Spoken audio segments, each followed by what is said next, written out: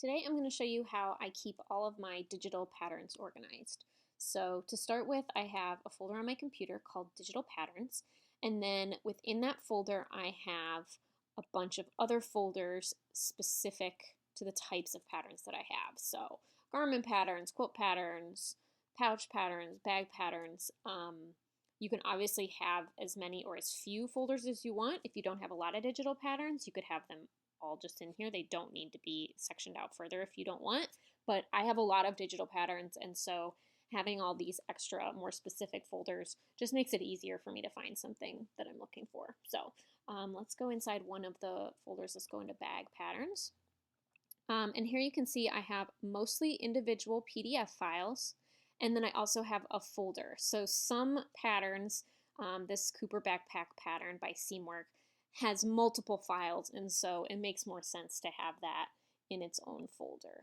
I have mine in alphabetical order by the name of the pattern, and then I stick to a pretty simple format for naming the files. First I put the pattern name, then a space, a hyphen, and another space, and then the pattern designer. So that just makes it really easy for me to see what I want. Usually when I'm looking for a pattern, I'm looking for it by name, and so it's pretty easy to find exactly what I'm looking for. But if I wanted to just see, for instance, the noodlehead anagrams patterns, all I would have to do is go up here and type in noodlehead, and I can have it search just in the bag patterns folder, and now it's showing me only the noodlehead patterns. So having the pattern name, the full pattern name, and the pattern designer name in the file name just for me makes the most sense in terms of being able to search for it.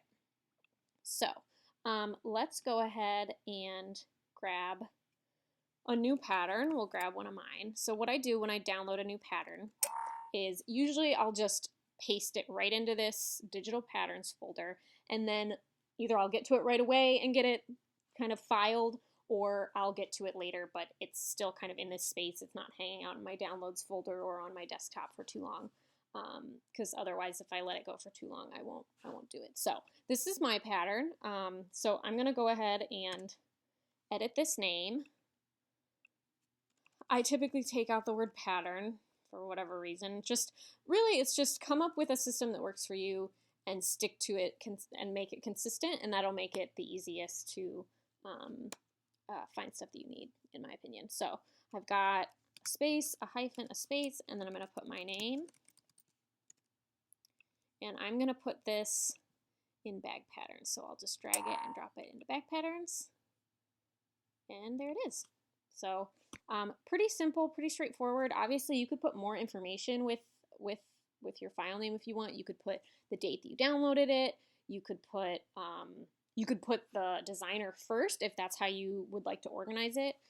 There's all kinds of different ways, but I feel like this is a good place to start, and it's pretty easy to stay on top of. So yeah, I'm trying to think if there's anything else specific. I keep all kinds of folders, all kinds of files in here too. So I have a few text files, or like this pattern here has a separate template file, and I just keep those right next to each other by naming them similarly.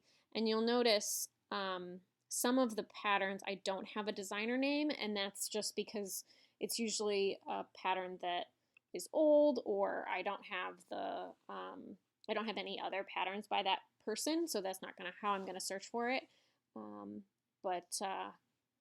Yeah, otherwise, I think that's about it. Pretty simple, not too complicated, pretty easy to keep up with, and yeah, it really helps a lot, especially when I'm trying to search for a specific pattern.